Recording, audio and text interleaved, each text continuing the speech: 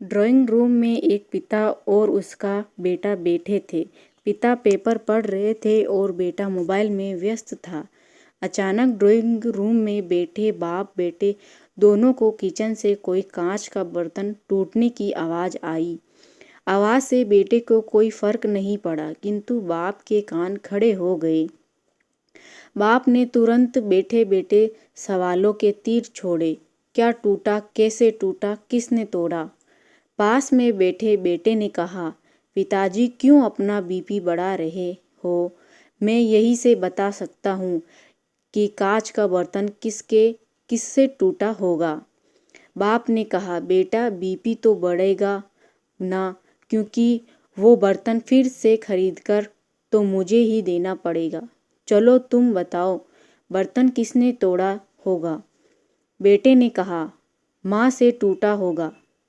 पिता ने पूछा, क्यों? मेरी बीवी क्यों? तुम्हारी बीवी क्यों नहीं? बेटे ने कहा, मेरी बीवी समझदार है।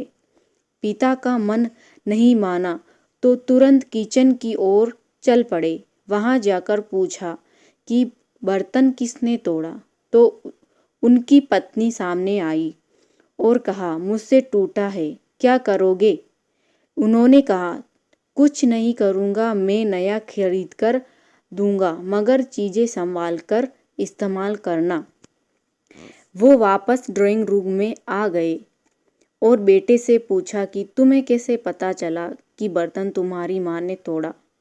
बेटा, मैं जवाब दूँ अगर बर्तन बहुत से पूछता के पीछे तुरंत की डांट की आवाज़ सुनाई देती, मगर बर्तन उससे टूटा इसलिए पीछे कोई भी आवाज़ नहीं आई।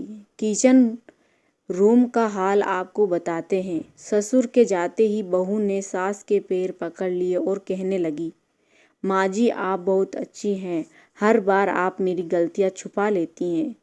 दोस्तों, इस कहानी से हमें सीख मिलती है कि अक्सर हम लोग किसी भी सिचुएशन के बारे में अपनी धारणाएं पहले ही बना लेते हैं और सोचते हैं कि वही सच है, मगर ज़्यादातर बार ऐसा नहीं होता है।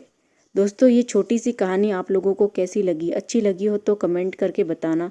वीडियो को लाइक, शेयर और चैनल को ज़रूर सब्सक्राइब करना। Thanks for watching.